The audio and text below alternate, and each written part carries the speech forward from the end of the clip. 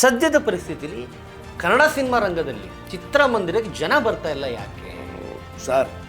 ಸಿನಿಮಾಗಳು ಚಿತ್ರಮಂದಿರಗಳು ಮುಚ್ಚಿ ಹೋಗ್ತಾ ಇದ್ದಾವೆ ಯಾಕೆ? ಅದೇ ಬಾಸ್, ಅಲ್ಲಿಗೆ ಬರ್ತಾ ಇದ್ದೀನಿ.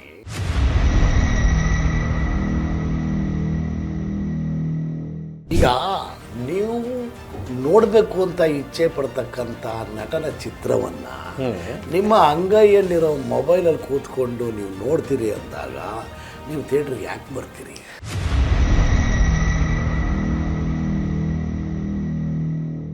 ಸರ್, ಹಂಗಂದ್ರೆ ಕೋವಿಡ್ ಆದ್ಮೇಲೆ ಸಿನಿಮಾಗಳು ಗೆದ್ದಿಲ್ವಾ? ಯಾಕೆ ಅದಕ್ಕೆ ಬರ್ತಾ ಇದ್ದೀನಿ. ಈಗ ಎಷ್ಟು ಗೆದ್ದಿದ್ದಾವೆ, ಎಷ್ಟು ಸಿನಿಮಾ ರಿಲೀಸ್ ಆದವು?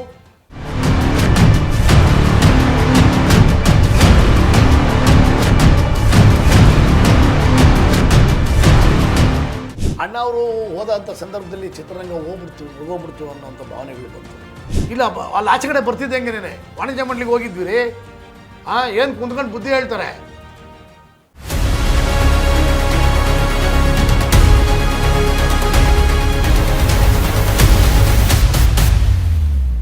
ಜನವರಿಯಿಂದ ಏಪ್ರಿಲಲ್ಲಿ 1000 ಕೋಟಿ ಬಿಸ್ನೆಸ್ ಮಾಡುತ್ತೆ ಮಾಡಿದ್ದಾರೆ ಅಲ್ವಾ?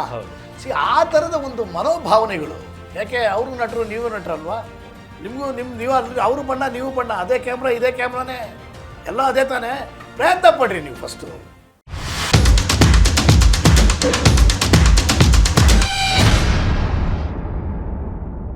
ಹಾಯ್, ಹಲೋ, ನಮಸ್ತೆ, ನಮಸ್ಕಾರ ಸ್ನೇಹಿತರೆ. ನೀವು ನೋಡ್ತಾ ಇದ್ದೀರಾ ಸ್ಪೀಡ್ ಪ್ಲಸ್ ಕರ್ನಾಟಕ. ನಾನು ಸಂದೀಪ್ ಕುಮಾರ್. ಉಮೇಶ್ ಬಣ್ಕರ್ ಚಿತ್ರರಂಗದ ಒಳಗಿರೋರಿಗೂ ಹೊರಗಿರೋರಿಗೂ ಎಲ್ಲ ಚಿರಪರಿಚಿತರು.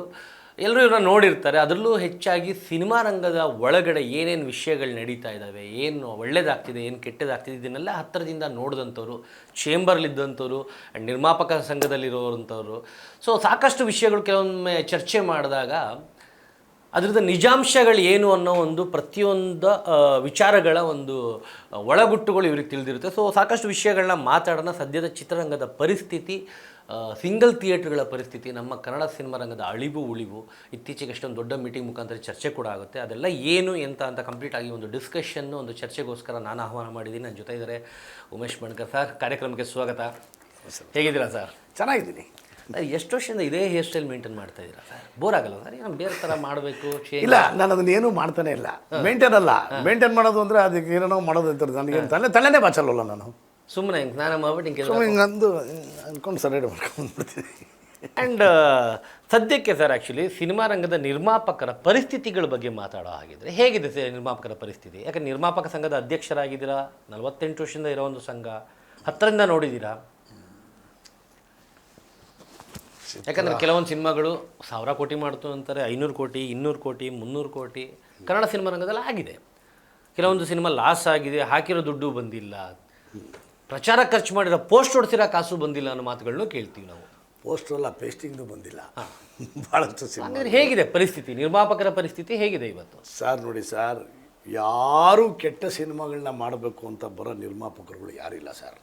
ಆಮೇಲೆ ಹಣ ಕಳ್ಕೋಬೇಕು ಅನ್ನೋ ಉದ್ದೇಶ ಇಟ್ಕೊಂಡು ಯಾರೂ ಚಿತ್ರ ನಿರ್ಮಾಣ ಮಾಡೋಕ್ಕೆ ಬರಲ್ಲ ಸರ್. ಏನಾಗಿದೆ ಸರ್, ನಿಮ್ಗೆ ಅವಾಗಲೇ ನಾನು ಹೇಳ್ತಾ ಇದ್ದೆ, ಚಿತ್ರಮಂದಿರಗಳು ಒಂದು ಸಂಚಾರಿ ಚಿತ್ರಮಂದಿರ ಇತ್ತು, ಅದಾದಮೇಲೆ ಪರ್ಮನೆಂಟ್ ಚಿತ್ರಮಂದಿರಗಳು ಅಂತ ಆಯಿತು. ಅವತ್ತು ಯಾವುದೇ ಸೋಷಿಯಲ್ ಮೀಡಿಯಾ ಇರಲಿಲ್ಲ. ಬಟ್ ಅವತ್ತಿನ ಕಾಲಕ್ಕೆ ಒಂದು ನಿಮ್ಮ ಚಾನಲ್ಗಳು ಅಂತ ಬಂತು. ಆವಾಗ ಶುಕ್ರವಾರ ಅವತ್ತು ಸಿನಿಮಾ ರಿಲೀಸ್ ಆಗಿರೋ ಸಾಂಗ್ಗಳನ್ನ ಹಾಕ್ತಿದ್ರು ಸಾಯಂಕಾಲ, ಚಿತ್ರಮಂಜರಿ ಅಂತೇಳಿ ದೂರದರ್ಶನಲ್ಲಿ ಹಾಕ್ತಿದ್ರು, ಚಂದನದಲ್ಲಿ, ದೂರದರ್ಶನಲ್ಲಿ. ಸೊ ಅದನ್ನು ನೋಡೋಕ್ಕೆ ಅಂತ ಜನ ಕೂತ್ಕೊಂತಿದ್ರು. ಅಲ್ಲಿ ಸಾಂಗ್ಗಳು ಚೆನ್ನಾಗಿದ್ದಾವೆ ಅಂತ ಗೊತ್ತಾದ್ರೆ ಮಾರನೇ ದಿವಸ ಶನಿವಾರ ಸಿನಿಮಾಗೆ ಹೋಗೋರು. ಶನಿವಾರ ಭಾನುವಾರ ಹೌಸ್ಫುಲ್ ಆಗ್ಬಿಡೋದು. ಶುಕ್ರವಾರ ಚಿತ್ರಮಂಜರಿ ನೋಡಿ. ಸೊ ಆ ಥರದ ಒಂದು ಕಾಲ ಇತ್ತು. ಅದಾದಮೇಲೆ ಇವಾಗಲೂ ಸಾಂಗ್ ನೋಡೋಕ್ಕೆ ಬೇಜಾನ್ ಪ್ಲಾಟ್ಫಾರ್ಮ್ ಇದೆ, ಮೊಬೈಲಲ್ಲಿ ನೋಡ್ತಾರೆ. ಅದೇ ಆ ಪ್ಲಾಟ್ಫಾರ್ಮ್ಗಳ ಬಗ್ಗೆನೇ ಮಾತಾಡ್ತಾ ಇದ್ದೀನಿ ನಾನು. ಓಕೆ, ಅವಾಗ ಏನೂ ಇರಲಿಲ್ವಲ್ಲ. ಸೊ ಅದನ್ನು ಇದರಲ್ಲಿ ಟಿ ವಿನಲ್ಲಿ ನೋಡಿಬಿಟ್ಟು ಸಾಂಗ್ಗಳು ನೋಡಿ ಮಾರನೇ ದಿವಸ ಬೆಳಗ್ಗೆ ಬಂದು ಥಿಯೇಟ್ರ್ಗಳಲ್ಲಿ ಸಿನಿಮಾಗಳನ್ನ ನೋಡಿ ಆನಂದಿಸೋರು. ಈಗ ಏನಾಯಿತು, ಈ ಸೋಷಿಯಲ್ ಮೀಡಿಯಾ ಮತ್ತು ಚಾನಲ್ಸ್ಗಳು ಎಲ್ಲ ಓಪನ್ ಆಗಿ ಚಿತ್ರಗಳು ಅದರಲ್ಲಿ ನೋಡೋಕ್ಕೆ ಸ್ಟಾರ್ಟ್ ಆಗಿ, ಎಲ್ಲದಕ್ಕಿಂತ ಮುಖ್ಯವಾಗಿ ಪೈರಸಿ, ಈ ಪೈರಸಿ ಅನ್ನೋ ಪಿಡುಗಿದೆಯಲ್ಲ, ಅದರಂಥ ದುಷ್ಟ ವ್ಯವಸ್ಥೆ ಬೇರೆ ಇನ್ನೊಂದಿಲ್ಲ. ನಿಮಗೆ ನಾನು ಉದಾಹರಣೆ ಕೊಡ್ತೀನಿ. ನಾನು ತುಂಬ ದಿವಸ ಮೊನ್ನೆ ತುಂಬ ಮಾಧ್ಯಮದಲ್ಲಿ ನಾನು ಮಾತಾಡಿದ್ದೀನಿ. ಈ ಟೆಲಿಗ್ರಾಮ್ ಅಂತಕ್ಕಂಥ ಒಂದು ಆ್ಯಪ್ ಇದೆ. ಆ ಟೆಲಿಗ್ರಾಮ್ ಅಂತಕ್ಕಂಥ ಆ್ಯಪು ನಿಮಗೆ ಪ್ರಾಯಶಃ ಭಾರತೀಯ ಚಿತ್ರರಂಗ, ಭಾರತದ ಇವತ್ತು ನಮ್ಮ ಸೌತಲ್ಲಿ ತಮಿಳು, ತೆಲುಗು, ಕನ್ನಡ, ಮಲಯಾಳಂ, ಇವತ್ತು ಮಲಯಾಳಂ ಸೂಪರ್ ಡೂಪರ್ ಹಿಟ್ಗಳು ಸಿನಿಮಾಗಳೆಲ್ಲ ಬರ್ತಾ ಇದ್ದಾವೆ.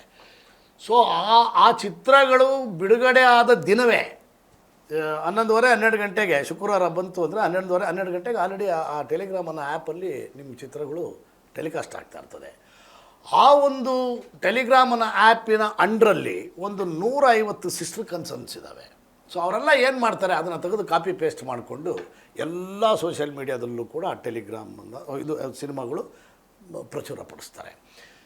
ಈಗ ನೋಡಿ, ನಿಮಗೆ ಭಾರತೀಯ ಚಿತ್ರರಂಗ ಅಂದರೆ ರಾಜ್ಯ ಸರ್ಕಾರ ಮತ್ತು ಕೇಂದ್ರ ಸರ್ಕಾರಕ್ಕೆ ಹೋಗ್ತಕ್ಕಂಥ GST ಹಣ, ತೆರಿಗೆ ರೂಪದಲ್ಲಿ ಹೋಗ್ತಕ್ಕಂಥ ಹಣ ಇದೆಯಲ್ಲ, ಅದು ಸರ್ಕಾರಕ್ಕೆ ಸೋರಿಕೆ ಆಗ್ತಾ ಇದೆ.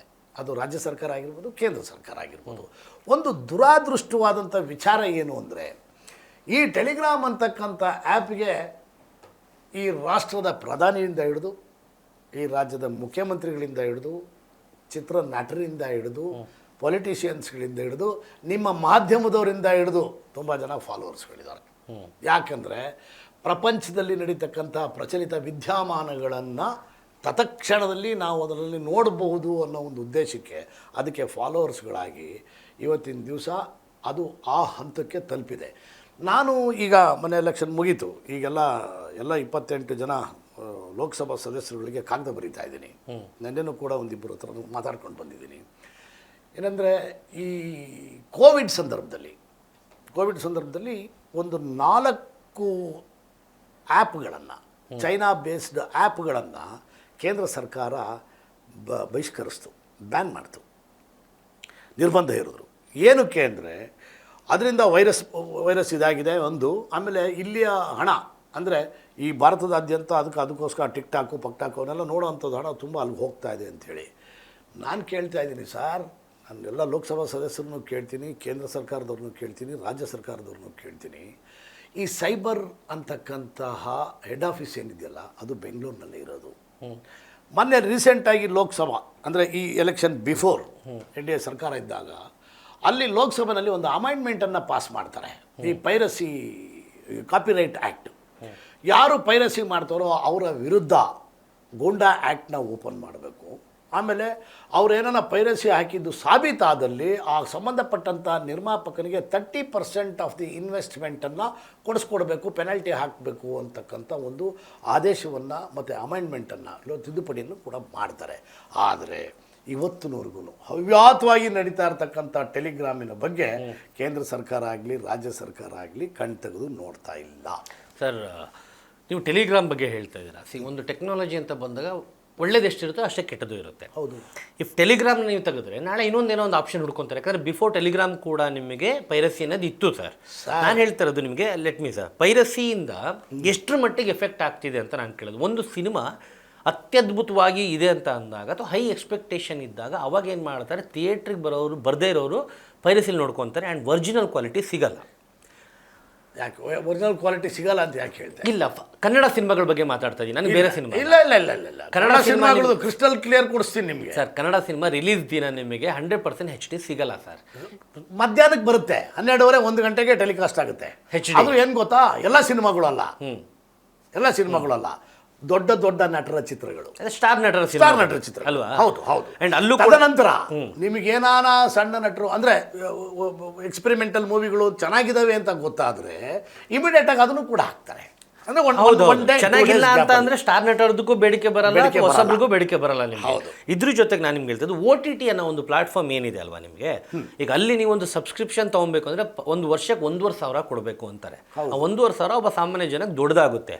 ಅಂಡ್ OTTಲಿ ಬರೋ ಸಿನಿಮಾಗಳನ್ನು ಪೈರಸಿಯಾಗಿ ಲಿಂಕ್ಗಳು ಹಾಕ್ತಾರೆ ನಿಮ್ಗೆ. ಆಯ್ತು, ಅಲ್ಲೂ ಕೂಡ ಸೋರಿಕೆ ಅನ್ನೋದು ಹೋಗ್ತಾನೆ ಇದೆ ನಿಮಗೆ. ಬಟ್ ನಾನು ಕೇಳ್ತಾ ಇರೋದು, ಮೇನ್ ಚಿತ್ರಮಂದಿರ ಸಿನಿಮಾ ಅನ್ನೋದು ಅವತ್ತಿಂದ ನಂಬ್ಕೊಂಡಿರೋದು ಬಿಸ್ನೆಸ್ ಅನ್ನೋದು. ಫಸ್ಟ್ ಬಿಸ್ನೆಸ್ ಸಿನಿಮಾ ಥಿಯೇಟ್ರಲ್ಲಿ ಜನ ನೋಡಬೇಕು, ಸಿನಿಮಾ ಮಾಡೋದೇ ಥಿಯೇಟ್ರಲ್ಲಿ ಜನ ಎಂಜಾಯ್ ಮಾಡಲಿ. ಆ ಸೌಂಡು, ಆ ವಿಜುವಲ್ಸು, ಆ ಮೊಮೆಂಟಮ್ಮು, ಕುತ್ಕೊಂಡು ಆ 2.5 ಗಂಟೆ ಎಲ್ಲ ಮರೆತುಬಿಟ್ಟು ಜನ ಎಂಟರ್ಟೈನ್ ಮಾಡೋಕ್ಕೋಸ್ಕರ ಸಿನಿಮಾ ಅಂತ ಮಾಡ್ತೀವಿ. ಅದಾದಮೇಲೆ ಅವ್ನು ಮೊಬೈಲಲ್ಲಿ ನೋಡ್ತಾನೋ, ಟಿ ವಿಲಿ ನೋಡ್ತಾನೋ, ಮತ್ತೊಂದು ಮಗದೊಂದು. ಸದ್ಯದ ಪರಿಸ್ಥಿತಿಲಿ ಕನ್ನಡ ಸಿನಿಮಾ ರಂಗದಲ್ಲಿ ಚಿತ್ರಮಂದಿರಕ್ಕೆ ಜನ ಬರ್ತಾ ಇಲ್ಲ. ಯಾಕೆ ಸರ್? ಸಿನಿಮಾಗಳು, ಚಿತ್ರಮಂದಿರಗಳು ಮುಚ್ಚಿ ಹೋಗ್ತಾ ಇದ್ದಾವೆ, ಯಾಕೆ? ಅದೇ ಬಾಸ್, ಅಲ್ಲಿಗೆ ಬರ್ತಾ ಇದ್ದೀನಿ.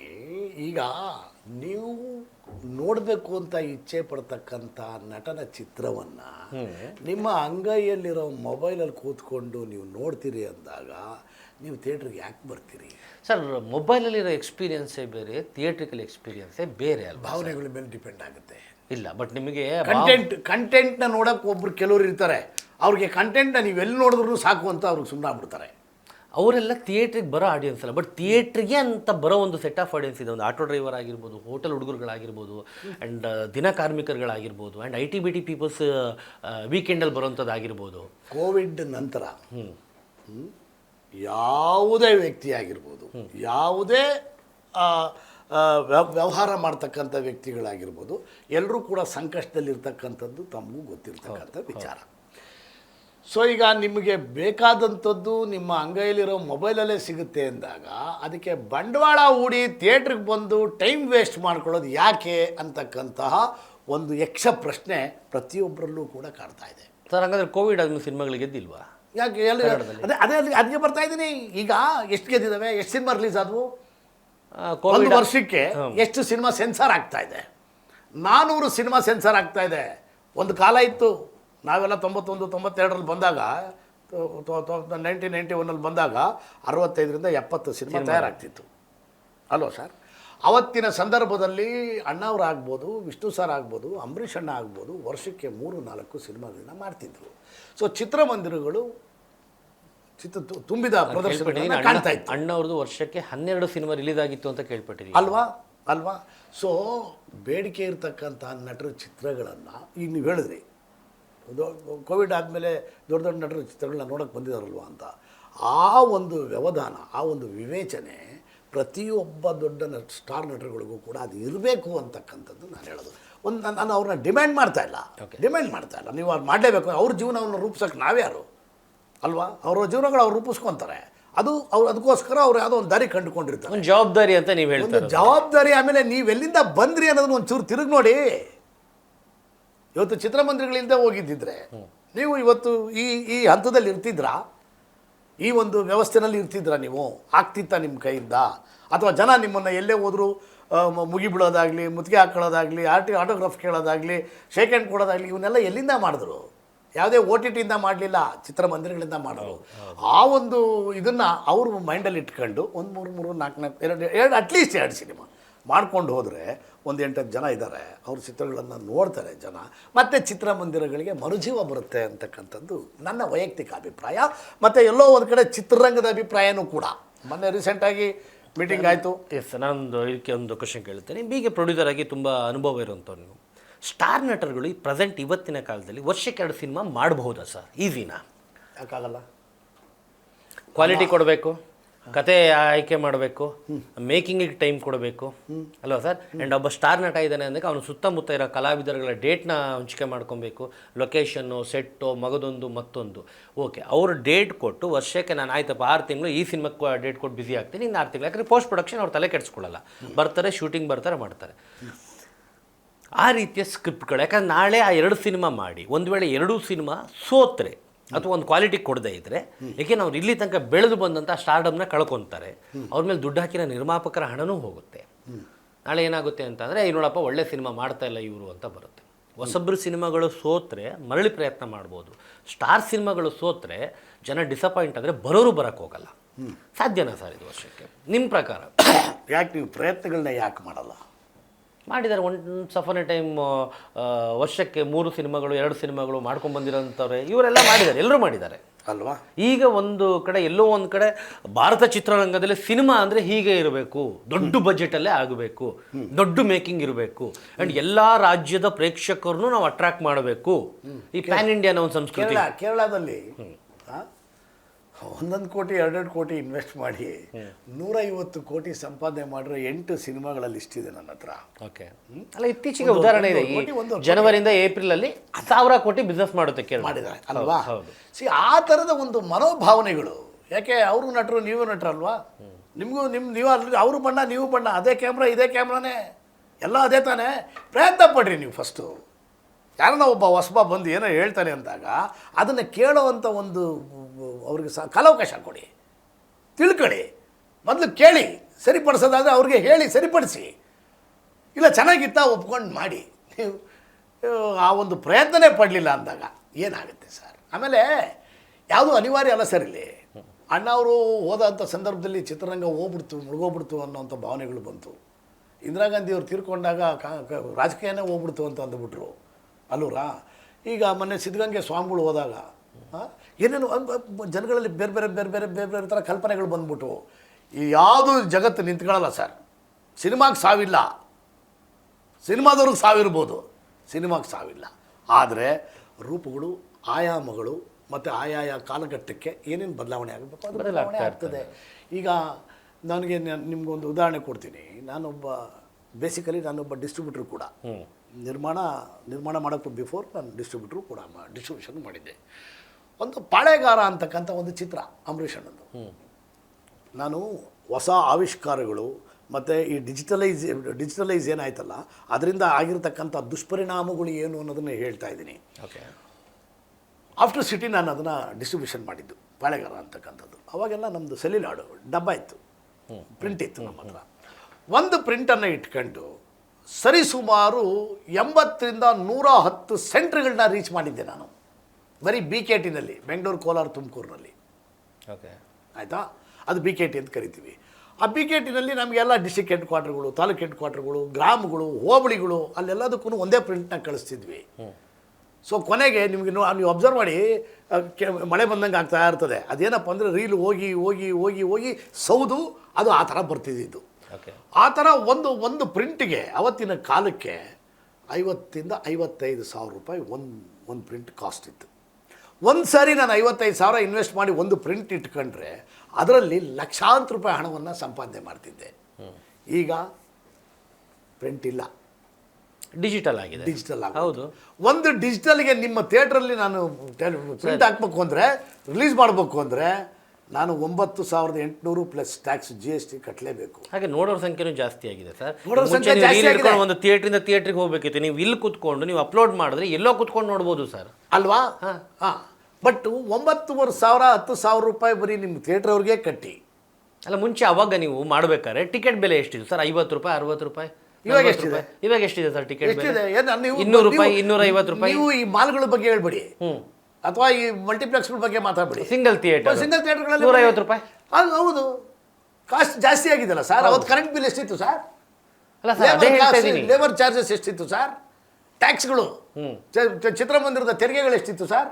ಅವೆಲ್ಲ ರೈಸ್ ಆದಂಗೆ ಇದನ್ನು ರೈಸ್ ಬಂದಿದ್ದಾರೆ ಸರ್. ಅಷ್ಟೇ. 150 ರೂಪಾಯಿ ಒಬ್ಬ ಪ್ರೇಕ್ಷಕ ಕೊಟ್ಟು ನೋಡ್ತಾನೆ, ಅದು ಜಾಸ್ತಿ ಅನ್ನಲ್ಲ. 65,000 ರೂಪಾಯಿನಲ್ಲಿ 60 ಲಕ್ಷ ದುಡ್ದಿದ್ದು ಹೆಂಗಿತ್ತು? ಇವತ್ತು ನಿಮಗೆ ಒಂದು ಸೆಂಟ್ರನ್ನ ರೀಚ್ ಮಾಡಬೇಕು ಅಂದ್ರೆ 10,000 ಖರ್ಚು ಮಾಡಿ ಎಷ್ಟಾಯಿತು ಸರ್? 100 ಸೆಂಟ್ರಸ್ ಅಂದರೆ ಎಲ್ಲಿಂದ ಬರುತ್ತೆ ಸರ್ ದುಡ್ಡು? ಯಾಕೆ ಆಗ್ತಿಲ್ಲ ಸರ್ ಇವತ್ತು ನಿಮ್ಮ ಪ್ರಕಾರ? ಎಲ್ಲಿ ಕೊರತೆ ಇದೆ, ಏನು ಇದಾಗ್ತಾ ಇದೆ ಹಂಗಾರೆ ಸರ್? ಈಗ ನೀವು ಹೇಳ್ದಂಗೆ ಮಲಯಾಳಂ ಇಂಡಸ್ಟ್ರಿಲಿ 1 ಕೋಟಿ 2 ಕೋಟಿ 3 ಕೋಟಿ ಹಾಕಿ ಕಣ್ಣೆದುರುಗಡೆ ನೋಡ್ತೀವಿ ನಾವು. 50 ಕೋಟಿ 100 ಕೋಟಿ ಬಿಸ್ನೆಸ್ಸು ಕೇವಲ 4 ತಿಂಗಳಲ್ಲಿ 1,000 ಕೋಟಿ ಮಾಡುತ್ತೆ. ಅದರಲ್ಲೂ ಮಮ್ಮೂಟಿಯವರ ಒಂದು 2-3 ಸಿನಿಮಾ ಬಿಟ್ಟರು, ಫಾಸ್ಟ್ ಒಂದು ಸಿನಿಮಾ ಬಿಟ್ಟರೆ ಹೆಚ್ಚು ಕಡಿಮೆ ಹೊಸಬ್ರು ಸಿನಿಮಾಗಳೇ ಬಂದಿರೋಂಥದ್ದೆಲ್ಲ. ಹೌದು, 1,000 ಕೋಟಿ ಇಸ್ ಅ ಬಿಗ್ ಅಚೀವ್ಮೆಂಟ್. ಹೌದು. ಅದೇ 4 ತಿಂಗಳಲ್ಲಿ ನಮ್ಮ ಕನ್ನಡ ಸಿನಿಮಾ ರಂಗದಲ್ಲಿ 89 ಸಿನಿಮಾಗಳು ರಿಲೀಸ್ ಆಗುತ್ತೆ ಅದೇ 4 ತಿಂಗಳಲ್ಲಿ. ಹೌದು. ಶಿವಣ್ಣ ಅವರ ಕರ್ನಾಟಕ ದಮನಕ ಬಿಟ್ಟು ಬೇರೆ ಯಾವ ಸ್ಟಾರ್ ಸಿನಿಮಾಗಳು ಇಲ್ಲ ಅಲ್ಲಿ. ಹೌದು. ಆ್ಯಂಡ್ ಕಲೆಕ್ಷನ್ ಓವರ್ ಆಗಿ ಹಿಟ್ ಯಾವುದು ಅಂತ ಕರೆದ್ರೆ ಎಲ್ಲೋ ಒಂದು ಕಡೆ ಚಿಕ್ಕಣ್ಣವರ ಅಧ್ಯಕ್ಷ ಒಂದು ಚೂರು ಥಿಯೇಟ್ರಲ್ಲಿ ಜನನ ಸೆಳೆದಂಥ ಒಂದು ಸಿನಿಮಾ ಅಂತ ಕನ್ಸಿಡರ್ ಮಾಡ್ಬೋದು ನಾವು. ಹೌದು. ದರ್ಶನ್ ಅವ್ರದ್ದು ಕಾಟದ ಹೋದ ವರ್ಷಕ್ಕೆ, ಈ ವರ್ಷದ ಒಂದು 4 ತಿಂಗಳಲ್ಲಿ ಏನಕ್ಕೆ ಇದಾಗ್ತಿದೆ ಹಂಗಾರೆ ನಿರ್ಮಾಪಕಂಗೆ? ನೀವು ಹೇಳ್ದಂಗೆ ಅವಾಗ ನಾನು ಹೇಳಿದೆ, ನೀವು ಹೇಳಿದ್ರಿ, ನಾನು ಪೋಸ್ಟ್ರಿಗೆ ಕಾಸು ಬರಲ್ಲ ಅಂದರೆ ನೀವು ಪೇಸ್ಟಿಗೂ ಬರ್ತಾ ಇಲ್ಲ ಅಂತ. ಏನಕ್ಕೆ ಇದು ಹಂಗಾರೆ? ಎಲ್ಲಿ ಹಂಗಾರೆ ನಿರ್ಮಾಪಕರು ಏನಾದರೂ ಸಿನಿಮಾ ಅಂತ ಬಂದಾಗ ಸಿನಿಮಾಕ್ಕೆ ಬಿಟ್ಟು ಬೇರೆ ಕಡೆ ಎಲ್ಲ ಖರ್ಚು ಮಾಡ್ತಾರೆ? ಪ್ರೊಫೆಷನಲ್ ಪ್ರೊಡ್ಯೂಸರ್ಸ್ ಅಂತ ಏನಿದ್ರು ಸರ್, ಪ್ರೊಫೆಷನಲ್ ಪ್ರೊಡ್ಯೂಸರ್ಸ್ ಅನ್ನೋರು ಚಿತ್ರಗಳನ್ನ ಮಾಡ್ತಾ ಇಲ್ಲ ಸರ್. ಪ್ರೊಫೆಷ್ನಲ್ ಪ್ರೊಡ್ಯೂಸರ್ಸ್ ಎಲ್ಲ ಒಬ್ಬರಿಬ್ಬರನ್ನ ಬಿಟ್ಟರೆ ಇನ್ನು ಉಳಿದ ಹಾಗೆ ಯಾರೂ ಕೂಡ ಚಿತ್ರಗಳನ್ನ ಮಾಡ್ತಾ ಇಲ್ಲ. ಯಾಕೆ ಅಂದರೆ ಅವರು ನೋಡಿದಂಥದ್ದು, ಅವರು ಬೆಳೆದು ಬಂದಂಥದ್ದು, ಮತ್ತು ಅವರ ಸಂದರ್ಭದಲ್ಲಿ ಅವರು ಬಂಡವಾಳ ಹಾಕಿ ಮಾಡ್ಕೊಂಡು ಬಂದಂಥದ್ದು ಏನಿತ್ತು, ಆ ಒಂದು ವ್ಯವಸ್ಥೆ ಇವತ್ತಿಲ್ಲ. ಓಕೆ. ಏನಾಗಿದೆ, ಅನ್ಪ್ರೊಫೆಷ್ನಲ್ ಪ್ರೊಡ್ಯೂಸರ್ಸ್ ಅಂತ ಹೇಳಿದೆ, ಅವ್ರಿಗೆಲ್ಲ ಏನಪ್ಪ ಅಂದರೆ ಚಿತ್ರರಂಗದ ಬಗ್ಗೆ ಮಾಹಿತಿ ಇಲ್ಲ. ಓಕೆ. ಯಾರಿಗೆ ಏನು ಕೊಡಬೇಕು, ಏನು ಮಾಡಬೇಕು ಅನ್ನೋದ್ರ ಬಗ್ಗೆ ಅವ್ರಿಗೆ ಮೈಂಡಲ್ಲಿಲ್ಲ. 1,000 ರೂಪಾಯಿ ಕೊಟ್ಟು, ಬೇಡ 5,000 ಕೊಟ್ಟು ಒಬ್ಬ ನಟನ ನಾನೊಬ್ಬ ಹಳೆ ಪ್ರೊಡ್ಯೂಸರ್ ಕರ್ಕೊಂಬಂದು ಆ್ಯಕ್ಟ್ ಮಾಡಿಸ್ತೀನಿ ಅಂದರೆ ಅದೇ ನಟನಿಗೆ ಇವರು 50,000 ರೂಪಾಯಿ ಕೊಟ್ಟು ಕರೆದು ಆ್ಯಕ್ಟ್ ಮಾಡಿಸ್ತಾರೆ. ಸೊ ಆ ನಟ, ಆ ತಾಂತ್ರಿಕ ವರ್ಗದವನು, ಆ ಒಂದು ನಿರ್ದೇಶಕ ಯಾರೇ ಆಗಿರ್ಬೋದು, ಅವನು 500 ರೂಪಾಯಿ ಕೂಡ 50 ರೂಪಾಯಿ 500 ರೂಪಾಯಿ ಕೊಡೋನು ಬರಲ್ಲ. 5,000 ರೂಪಾಯಿ ಯಾರು ಕೊಡ್ತಾರೋ ಅವ್ರ ಹತ್ರನೇ ಹೋಗ್ತಾರೆ ವಿನಃ ನಮ್ಮ ಹಳೆ ಪ್ರೊಡ್ಯೂಸರ್ಸ್ಗಳಿಗೆ ಅವರು ಡೇಟ್ಗಳನ್ನ ಕೊಡಲ್ಲ. ಯಾರೂ ಬಂದು ಅವ್ರ ಜೊತೆಯಲ್ಲಿ ಕೆಲಸ ಮಾಡೋಕ್ಕೆ ಇಷ್ಟಪಡಲ್ಲ. ಓಕೆ. ಇವರು ಪಾಪ, ನಾನು ಅನ್ಪ್ರೊಫೆಷ್ನಲ್ಸ್ ಅಂತ ಯಾಕೆ ಅಂತೀನಿ ಅಂದರೆ, ನೀವು ಚಿತ್ರರಂಗದಲ್ಲಿರ್ತಕ್ಕಂಥ ಆಗು ಹೋಗುಗಳನ್ನ ತಿಳ್ಕೊಂಡು ನೀವು ಚಿತ್ರ ಮಾಡಿದ್ರೆ ತಪ್ಪಿಲ್ಲ. ಇದು ಯಾರಪ್ಪಂದು ಸೊತ್ತಲ್ಲ ಚಿತ್ರರಂಗ. ಅವ್ರು ಯಾರೇ ಬಂದರೂ ಮಾಡ್ಬೋದು. ಆದರೆ ಮಾಡೋದು ಮಾಡ್ತೀರಿ, ಅದರ ಆಗು ಹೋಗುಗಳನ್ನು, ಆಳ ಹುದ್ದೆಗಳನ್ನು, ಸಾಧಕ ಬಾಧಕಗಳನ್ನು ತಿಳ್ಕೊಂಡು ಮಾಡಿರಿ ಅನ್ನೋದಷ್ಟೇ ನನ್ನ ಮನವಿ. ಸರ್, ಈಗ ಪೇಮೆಂಟ್ ವಿಚಾರಕ್ಕೆ ಬಂದರೆ, ಸಿನಿಮಾ ರಂಗದಲ್ಲಿ ದಿನನಿತ್ಯ ಕೆಲಸ ಮಾಡೋ ಒಂದು ದಿನಗೂಲಿ ನೌಕರಿ ಅವರಿಗೆ ಕಾರ್ಮಿಕರ ಒಕ್ಕೂಟದವರು ಒಂದಿಷ್ಟು ಪೇಮೆಂಟ್ ಅಂತ ಫಿಕ್ಸ್ ಮಾಡಿದ್ದಾರೆ. ಅದು ಲೈಟ್ ಬಾಯ್ ಆಗಿರಲಿ ಅಥವಾ ಸೆಟ್ 24 ಕ್ರಾಫ್ಟ್ ಇದೆ. ಹೌದು, ಅವ್ರು ಮಾಡಿರ್ತಾರೆ. ಈ ಕಲಾವಿದರ ವಿಷಯ ಅಂತ ಬಂದಾಗ ನೀವೇ ಹೇಳಿದ್ರೆ 5,000 ಕೊಡೋಂಥ ಒಬ್ಬನಿಗೆ ಗೊತ್ತಿಲ್ಲದೆ 50,000 ಅವ್ರು ಕೊಡ್ತಾರೆ. ಸೊ ಅಲ್ಲೇನಾಗೋಯ್ತು, 1 ಕೋಟಿಲಿ ಮಾಡೋ ಸಿನಿಮಾ 2 ಕೋಟಿಲಿ ಆಗೋಗುತ್ತೆ ನಿಮಗೆ. ಸೊ ಲಾಸ್ ಜಾಸ್ತಿ ಆಗುತ್ತೆ ಅಂತ. ಸೊ ನಿರ್ಮಾಪಕರ ಸಂಘ ಅಂತ ಇರೋದು ಇದನ್ನೆಲ್ಲ ಕಂಟ್ರೋಲ್ ಮಾಡೋಕ್ಕೆ, ಈ ವಿಚಾರಗಳನ್ನ ತಿಳಿ ಹೇಳೋಕ್ಕೆ. ಪ್ರೊಡ್ಯೂಸರ್ಗಳು ಲಾಸ್ ಆಗಬಾರ್ದು. ಅನ್ನದಾತ ಇದ್ದಷ್ಟು ದಿನ ಸಿನಿಮಾಗಳು ನಡೀತಾ ಇರ್ತವೆ, ಪ್ರತಿಯೊಬ್ಬನು ಊಟ ಮಾಡ್ತಾ ಇರ್ತಾನೆ. ನೀವು ಭಾವನಾತ್ಮಕವಾದಂಥ ವಿಚಾರ ಮಾತಾಡ್ತಾ ಇದ್ದೀರಿ. ಸಿನಿಮಾನೇ ಅದಲ್ವಾ ಸರ್? ಭಾವನಾತ್ಮಕವಾದಂಥ ವಿಚಾರ. ನಾನು ನಿರ್ಮಾಪಕರ ಸಂಘ, ವಾಣಿಜ್ಯ ಮಂಡಳಿ ಅಂದ್ರಲ್ಲ, ಅದಕ್ಕೆ ಹೇಳ್ತಾ ಇದ್ದೀನಿ. ಅವಾಗೆಲ್ಲ KCN ಗೌಡರು, KCN ಚಂದ್ರಶೇಖರು, N ವೀರಸ್ವಾಮಿ ಸಾರು, CVL ಶಾಸ್ತ್ರಿ ಸಾರು, ಮತ್ತು ತುಂಬ ಜನ, ಸಾರಾ ಗೋವಿಂದ್ ಅವರು, ಥಾಮಸ್ ಅವರು, KV ಚಂದ್ರಶೇಖರ್ ಅವರು, ಇವ್ರುಗಳೆಲ್ಲ ಚಿತ್ರರಂಗದಲ್ಲಿ ಅವ್ರ ಮುಂಚೂಣಿನಲ್ಲಿದ್ದಾಗ ಯಾರಾನ ಒಬ್ಬ ನಿರ್ಮಾಣ ಮಾಡಕ್ಕೆ ಬರ್ತಾನೆ ಅಂದರೆ ಅದಕ್ಕೆ ಒಂದು O&M ಕಮಿಟಿ ಅಂತಿರುತ್ತೆ. ಆ O&M ಕಮಿಟಿನಲ್ಲಿ ಕೂತ್ಕೊಂಡು ಏನು ಮಾಡ್ತೀವಿ ಅಂದರೆ, ಹೊಸದಾಗಿ O&M ಅಂದರೆ ಆರ್ಗನೈಸೇಷನ್ ಆ್ಯಂಡ್ ಮೆಂಬರ್ಶಿಪ್ ಕಮಿಟಿ ಅಂತ. ಅದು ಹೊಸದಾಗಿ ನಿರ್ಮಾಣ ಮಾಡೋದಕ್ಕೆ ಆತ ಮೊದಲ ಸಾರಿ ಬರ್ತಾನೆ. ಬಂದಂಥ ಸಂದರ್ಭದಲ್ಲಿ ಆ ಫಾರ್ಮಾಲಿಟೀಸ್ ಏನಿದೆಯೋ ವಾಣಿಜ್ಯ ಮಂಡಳಿದು ಅದನ್ನು ಮಾಡಿಕೊಂಡು ಅವ್ರಿಗೆ ಕೂತ್ಕೊಂಡು, ನಾನೇನು ಇಷ್ಟು ಜನದ ಹೆಸರು ಹೇಳಿದೆ, ಇವರೆಲ್ಲ ಅವ್ರಿಗೊಂದು ತಿಳಿ ಹೇಳ್ತಿದ್ರು. ನೋಡಿ, ಒಕ್ಕೂಟ ಅಂದರೆ ಹಿಂಗಿರುತ್ತೆ, 24 ಕ್ರಾಫ್ಟ್ ಇರುತ್ತೆ, ಇದು ಅವ್ರದ್ದು ರೇಟ್ ಲಿಸ್ಟ್ ಇಲ್ಲಿರುತ್ತೆ, ನಮ್ಮದು ಅವ್ರದ್ದು ಒಡಂಬಡಿಕೆ ಆಗಿದೆ, ಇವ್ರಿಗೆ ಶಿಕ್ಷೆ ಕೊಡಬೇಕು, ಹೀಗೆ ಮಾಡಬೇಕು ಅಂಥೇಳಿ ಕೊಡ್ತಿದ್ರು. ಅದನ್ನೆಲ್ಲ ಕೇಳ್ತಿದ್ರು. ಓಕೆ. ಅವ್ರು ಕೇಳೋವಂಥ ನಿರ್ಮಾಪಕರುಗಳು ಕೂಡ ಇದ್ದರು. ಅದು ಭಾವನಾತ್ಮಕ. ಅಂದರೆ ನನ್ನನ್ನು ನಂಬಿ, ನಮ್ಮ ಚಿತ್ರರಂಗವನ್ನು ನಂಬಿ ನೀವೊಬ್ಬರು ನಿರ್ಮಾಪಕರು ಬಂದಿದ್ದೀರಿ ಅಂದಾಗ ನಿಮ್ಮನ್ನು ಸೇಫ್ ಮಾಡ್ತಕ್ಕಂಥದ್ದು ವಾಣಿಜ್ಯ ಮಂಡಳಿಯ ಕರ್ತವ್ಯ ಆಗಿರ್ತದೆ, ಧರ್ಮನೂ ಆಗಿರ್ತದೆ, ನಿರ್ಮಾಪಕರ ಸಂಘದ ಕರ್ತವ್ಯವೂ ಆಗಿರ್ತದೆ. ಈಗ ಏನಾಯಿತು ಅಂದರೆ, ಕಾನೂನಾತ್ಮಕವಾದಂಥ ಹೋರಾಟಗಳು ಜಾಸ್ತಿ ಆಗೋದು. ಭಾವನಾತ್ಮಕ ಇಲ್ಲ, ಈಗ ಕಾನೂನಾತ್ಮಕ. ನೀವೇನು ರೀ ನಮಗೆ ಹೇಳೋದು? ನೀವೇನು ನಮಗೆ ಹೇಳ್ತೀರಾ? ನಮಗೆ ಗೊತ್ತು ಬಿಡಿ, ಮಾಡ್ತೀವಿ. ಎಲ್ಲ ಸ್ವಯಂ ಘೋಷಿತ ಬುದ್ಧಿಜೀವಿಗಳು ಜಾಸ್ತಿ ಆಗೋಗ್ಬಿಟ್ಟಿದ್ದಾರೆ. ಮಾತೆಲ್ಲ ವಾಟ್ಸಪ್ ಕಿಂಗ್ಗಳು. ಇಲ್ಲ, ಅಲ್ಲಿ ಆಚೆ ಕಡೆ ಬರ್ತಿದ್ದೆ ಹೆಂಗೇನೆ ವಾಣಿಜ್ಯ ಮಂಡಳಿಗೆ ಹೋಗಿದ್ವಿ ರೀ, ಏನು ಕುಂತ್ಕೊಂಡು ಬುದ್ಧಿ ಹೇಳ್ತಾರೆ. ಏನು ಇವರೇನು ಎಲ್ಲ ಮೇಧಾವಿಗಳ? ಇವ್ರನ್ನ ಬಿಟ್ಟರೆ ಇನ್ಯಾರೂ ಇಲ್ವಾ? ಈ ಒಂದು ಅರ್ಧ ಸಿನಿಮಾ ಮಾಡಿರ್ತಾರೆ, ಯಾವುದೋ ಜಮೀನ ಪಮೀನ ಮಾರ್ಬಿಟ್ಟು. ಇಂಥವ್ರು ಮಾಡ್ಕೊಂಡು ಬಂದು ಅವರು ಈ ನಾನು ಹೇಳಿದ್ನಲ್ಲ ಮೇಧಾವಿಗಳು, ಇವ್ರಿಗೆಲ್ರಿಗೂ ಬುದ್ಧಿ ಹೇಳೋ ಮಟ್ಟಕ್ಕೆ ಮಾತಾಡ್ತಾರೆ. ಯಾರ್ರೀ ಅವರು? ಏನು ರೀ ಅವರು? ಅದೇನು ದೊಡ್ಡ ಇವರೆಲ್ಲ ಹಂಗೆ ಬಂದುಬಿಟ್ಟಿದ್ರಾ? ನಮಗೆಲ್ಲ ಕೂರಿಸ್ಕೊಂಡು ಬುದ್ಧಿ ಹೇಳ್ತಾರೆ, ನಮ್ಗೆ ಹೇಳ್ಬಿಟ್ಟು ಇವರೇ ಮಾಡ್ತಿರ್ತಾರೆ ಅನ್ನೋ ಮಾತುಗಳು ಬರ್ತದೆ. ನಾನು ಕೆಲವು ಹೆಸರುಗಳು ಭಾಳ ನಮ್ಮ ತಂದೆಯವ್ರ ಸ್ನೇಹಿತರು ಪಾಟೀಲ್ ಅಂತಿದ್ದರು. ಅವರು ನನಗೆ ಅವಾಗ ಪೇಜರ್ ಕಾಲ, ನಾನು ಅವತ್ತಿನ ಕಾಲದಲ್ಲೇ ಭಾಳ ಕೇರ್ಫುಲ್ಲಾಗಿ ಹ್ಯಾಂಡಲ್ ಮಾಡ್ಕೊಂಡು ಬಂದವನು. Call me back immediately Mahadev Banakar, call me back immediately Mahadev Banakar ಬಣಕಂತಾನೆ ಇತ್ತು. ಶಾಸಕರ ಭವನ 259 ನಮ್ಮ ಅಪ್ಪನ ರೂಮ್ ನಂಬರು. ಅರ್ಜೆಂಟ್ ಓದೆ ಏನು ಅಂತ. ಇವ್ರು ಪಾಟೀಲ್ರು, ಇವ್ರ ಮಗ ಬಂದಿದ್ದಾರೆ, ಏನೋ ಮಾತಾಡ್ಬೇಕಂತೆ, ಒಂಚೂರು ಆಂಟಿ ಚೇಂಬರ್ಲಿ ಕುಂತ್ಕೊಂಡು ಮಾತಾಡು. ಏನಪ್ಪ ಅಂತ ಕೇಳಿದೆ. ಅವನು, ಸರ್ ಇಲ್ಲ, ನಾನು ಸಿನಿಮಾ ಮಾಡಬೇಕು ಅಂತಿದ್ದೀನಿ. ಸಿನಿಮಾದಲ್ಲಿ ಏನಪ್ಪ ಅನುಭವ ಇದೆ ನಿನಗೆ ಅಂದೆ. ಏನು ಸರ್, ನಾನು ಇಷ್ಟು ವರ್ಷ ಸಿನಿಮಾ ನೋಡಿಲ್ವ ಸರ್ ಅಂದ. ಸಿನಿಮಾ ನೋಡೋದಕ್ಕೂ ಸಿನಿಮಾ ಮಾಡೋದಕ್ಕೂ ತುಂಬ ವ್ಯತ್ಯಾಸ ಇದೆಯಮ್ಮ. ಸ್ವಲ್ಪ ಇವತ್ತೆಲ್ಲ ಪರಿಸ್ಥಿತಿಗಳು ಸರಿಯಿಲ್ಲ, ಆಮೇಲೆ ನೀನು ತಿಳ್ಕೊಂಡು ಮಾಡು, ನಾನು ಬೇಡ ಅನ್ನಲ್ಲ ಅಂತಂದೆ. ಅದಕ್ಕೆ ಆತ ನನ್ನ ಮತ್ತು ಅವನ ನಡುವೆ ಒಬ್ಬ ಕಾಮನ್ ಫ್ರೆಂಡ್ ಇದ್ದ. ಅವನನ್ನು ಕೆಳಗಡೆ ಕರ್ಕೊಂಡು ಹೋಗಿ ಕಾಫಿ ಕುಡ್ಕೊಂಡು 20 ನಿಮಿಷ ಮಾತಾಡಿದ ನನ್ನ ಬಗ್ಗೆ. ಇವರೆಲ್ಲ ಉತ್ತರ ಕರ್ನಾಟಕದಿಂದ ಬಂದಿರೋರು, ಇವರಷ್ಟೇ ಬೆಳಿಬೇಕು, ನಾವು ಇವ್ರ ಮುಂದೆಗಡೆ ಬೆಳೆದ್ರೆ ಇವ್ರ ಮುಂದೆ ನಿಂತ್ಕೊಂಡ್ಬಿಡ್ತೀವೋ ಅಂತ ಹೇಳ್ಬಿಟ್ಟು ನಮಗೆ ಈ ರೀತಿ ಡೋಸಿಕ್ಕಿಸ್ತಾರೆ, ನಮಗೆ ಭಯ ಹಿಡಿಸ್ತಾರೆ ಅಂತ ಹೇಳ್ಬಿಟ್ಟು ಅವ್ನು ಊರಿಗೆ ಹೋಗೋನೆ. ಇವನು ನನ್ನ ಫ್ರೆಂಡ್ ಬಂದ, ಎಲ್ಲ ಹೋಗಿದ್ದೆ ಇಷ್ಟೊತ್ತು ಅಂದೆ. ಇಲ್ಲ ಅವ್ರು ಮಾತಾಡ್ತಾಯಿದ್ರು. ಏನು ಮಾತಾಡ್ತಿದ್ರಪ್ಪ ಅಂದೆ. ಅದು ಅವ್ರಿಗೇನಾರು ಬೈದ್ರ ನೀವು ಅಂದ. ಏನು ಬೈಲಿಲ್ಲ, ಇರೋದನ್ನ ಹೇಳಿದೆ ಅಂದೆ. ಅದಕ್ಕೆ ಇಲ್ಲ ಅವ್ನಿಗೆ ಬೇಜಾರು ಮಾಡ್ಕೊಂಡು ಹೌದಾ, ದೇವ್ರು ಒಳ್ಳೇದು ಮಾಡಲಿ, ಅವ್ನಿಗೆ ಚೆನ್ನಾಗಿರಲಿ ಅಂತ ಸುಮ್ಮನೆ. ಒಂದು 8-9 ತಿಂಗಳಾಯಿತು. ಕಾನಿಷ್ಕಾಲ ಒಂದು ಮೀಟಿಂಗ್ ಇತ್ತು. ಓಕೆ. ಟಿಫನ್ ಮಾಡ್ಕೊಂಡು ಮೀಟಿಂಗ್ ಮುಗಿಸ್ಕೊಂಡು ಹೊರಗಡೆ ಬಂದರೆ ಅಲ್ಲೊಂದು ಕ್ಯಾರೆಕ್ಟರ್ ನಿಂತಿತ್ತು. ಆ ಕ್ಯಾರೆಕ್ಟ್ರು ಸರ್ ನಮಸ್ಕಾರ ಸರ್, ಉತ್ತರ ಕರ್ನಾಟಕದ ಭಾಷೆ ಮಾತಾಡ್ದೆ. ನಮಸ್ಕಾರಣ್ಣ ಅಂತ. ನಮಸ್ಕಾರಪ್ಪ. ಯಾರಪ್ಪ? ಆರಾಮಿದ್ದೀರಾ? ನಾನು ಇವತ್ತಿನೆಲ್ಲೋ ನೋಡಿದ್ದೀನಲ್ಲ ಅಂತ. ಆಮೇಲೆ ಹುಷಾರಿಲ್ವ ನಿನಗೆ ಅಂದೆ. ಇಲ್ಲ ಆರಾಮಾಗಿದ್ದೀನಿ ಅಂದ. ಮತ್ತು ಯಾಕೆ ಒಂಥರ ಇದು ಮಾಡಿ ಟಿಫನ್ ಮಾಡ್ದ ಅಂದೆ. ಮಾಡಿಲ್ಲ ಅಂದ. ಬಾಂಗರೆ ಅಂತೇಳಿ ಕರ್ಕೊಂಡೋಗಿ ಒಳಗಡೆ ಟಿಫನ್ ಮಾಡಿಸಿ ಎಲ್ಲ ಗಬ ಗಬ ತಿಂದ್ಬಿಟ್ಟ. ತಿಂದಾದ್ಮೇಲೆ ಯಾರು ನೀನು ಹೇಳೋ ಅಂದೆ. ಸರ್ ನಾನು ಮರ್ತೋರ ಸರ್ ಅಂತ. ಇಲ್ಲ ಹೇಳಪ್ಪ ಏನು ಅಂದೆ. ಇಲ್ಲ ನಾನು ಅವಾಗ ಸಿನಿಮಾ ಮಾಡಬೇಕು, ಪಾಟೀಲ್ರ ಮಗ. ಏನೇ ಹೆಂಗಾಗ್ಬಿಟ್ಟಿದ್ಯಾ ಅಂದೆ. ಹಂಗಿದ್ದವನು ಹಿಂಗೆ